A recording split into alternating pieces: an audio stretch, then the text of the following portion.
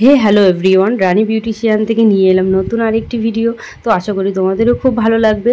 আজকে নিয়ে আসলাম smoothing hair. তো স্মুথনিং করাবো আজকে এই হেয়ারটার উপরেই। তো স্মুথনিং বলো স্ট্রেটনিং বলো, প্রসেস কিন্তু একই। আর আর আজকে যে হেয়ারটা হবে এটা অবশ্যই স্মুথনিং করাবো। তো তোমরা দেখবে, ওর প্রথমের হেয়ারটাও দেখতে পেলে কীরকম ছিল, আর লাস্ট অবধি দেখতে থাকো যে ওর রেজাল্টটা কী আসে। হ্যাঁ, তো বলি যে স্ট্রেটনিং স্মুথনিং করতে দুটো ক্রিমই লাগবে। কারণ প্রথমে লাগবে স্ট্রেটনিং ক্রিম, তারপর আর দুটো ক্রিম, আর একটা লাগবে নিউট্রিলাইজার। তো এবার দেখো কাজ শুরু করে দিয়েছি। আর প্রথমে প্রোফাইল সেকশন করতে হবে, তারপরে কিন্তু অল্প অল্প পাতলা পাতলা সেকশন নিয়ে কিন্তু এই ক্রিমটা অ্যাপ্লাই করতে হবে। আর সুন্দর সুন্দর করে তোমরা ম্যাসাজ করে টান টান করে কিন্তু হেয়ারটা রাখতে হবে। হ্যাঁ, দেখতে হবে যে মাথাটা যাতে নড়াচড়া না করে। আর এবারে দেখো ফার্স্ট ক্রিম অ্যাপ্লাই হয়ে গেছে, ওয়াশ করা হয়ে গেছে, তারপরে কিন্তু ড্রাই করে আবার এখন আয়রনিং করাচ্ছি। এবার আয়রনিংয়ের পার্টটা বলি, আয়রনিংও কিন্তু দুইবারই করতে হয়। তো এটা হচ্ছে ফার্স্ট আয়রনিং, তারপরে আরেকবার করতে হবে সেকেন্ড আয়রনিং।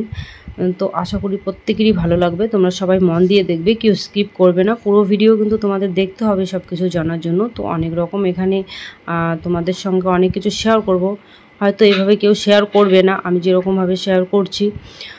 তো এবার দেখো আয়রনিংয়েরও প্রসেস সেম একই থাকবে। খুব পাতলা পাতলা সেকশন নিয়ে দেখো সুন্দর করে 4 থেকে 5 বারের মতো তোমরা কিন্তু এই আয়রনিং করবে। আর দেখবে তারপরে চুলটা কতটা শাইনি আর কতটা স্ট্রেট থাকে, খুব সুন্দর কিন্তু রেজাল্ট আসবে। তো ফার্স্ট আয়রনিং করার পর এবার কিন্তু সেকেন্ড ক্রিম অ্যাপ্লাই করব। এবার দেখো সেকেন্ড ক্রিমও কিন্তু সেম প্রসেসই, অল্প অল্প চুল নিয়ে পাতলা সেকশন করে কিন্তু সুন্দর করে নিউট্রিলাইজারটা বসাতে হবে। তারপরে কিন্তু কিছুক্ষণ রেখে দিয়ে কয়েক মিনিট রেখে দিয়ে তারপর কিন্তু আবার ওয়াশ করতে হবে। ওয়াশ করার পরে আবার 100% ড্রাই করতে হবে। 100% ড্রাই করে তারপর কিন্তু আবার আয়রনিং করতে হবে। আয়রনিংয়েরও প্রসেস সেম একই থাকবে। এবারে বলি, কাজটা যতটা সহজ মনে হচ্ছে ততটাও কিন্তু সহজ না। প্রায় 6 থেকে 7 ঘন্টার মধ্যে কিন্তু কন্টিনিউলি একজনের পিছনে কাজ করতে হয়। হ্যাঁ, তারপরে কিন্তু এই রেজাল্টটা আসে। যেরকম সদ্যজাত একটা বাচ্চা জন্মগ্রহণ করার পর তাকে যেরকম লালন পালন করতে হয়, সেরকম কিন্তু এই চুলের কাজটাও। চুল স্ট্রেটনিং করলে তারপরে কোনো কেয়ার করবে না তা কিন্তু হবে না। এবার দেখো কি হারে পরিশ্রম, দেখো কিভাবে ঘেমে গেছি। আমার গ্রামের পার্লার ভাই অনেক কষ্ট করে কাজ করতে হয়, এসি নাই এখানে, ফ্যান দিয়ে কাজ করতে হয়। আর যেহেতু এই কাজের সময় ফ্যান কিন্তু একদম ইউজ করা যাবে না।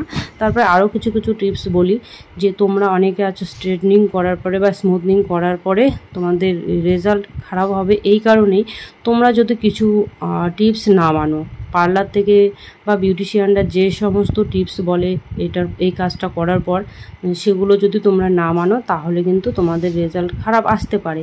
কিন্তু আসে না যদিও, কিন্তু খুব, আর বিশেষ করে জলটা তোমাদের ভালো লাগবে, বাড়ির জলটা একদম ভালো লাগবে।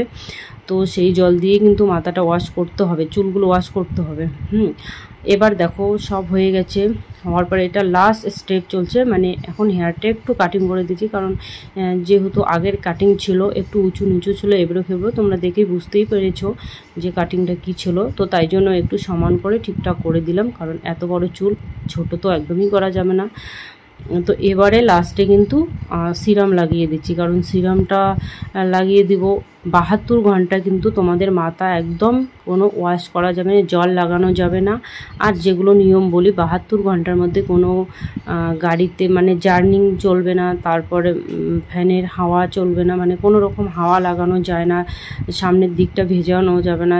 হ্যাঁ, অনেক সময় অনেক ব্যবহারে যে সামনের দিকটা ভিজে যায় মুখ ধোয়ার কারণে, তো সেটা কিন্তু করা যাবে না। খুব সাবধান, 72 ঘন্টা কিন্তু এই জিনিসগুলো মানতে হবে, তা না হলে কিন্তু রেজাল্ট তো অবশ্যই খারাপ হবে। বললামই প্রথমে যে সদ্যজাত বাচ্চাদের মতো এদেরকে এই চুলটার পিছনে কিছুদিন ট্রিটমেন্ট করতে হয়, ব্যাস 18 দিন হয়ে গেলে কিন্তু আর কোনো সমস্যা নেই। তো কেমন লাগলো অবশ্যই জানাও। টাটা।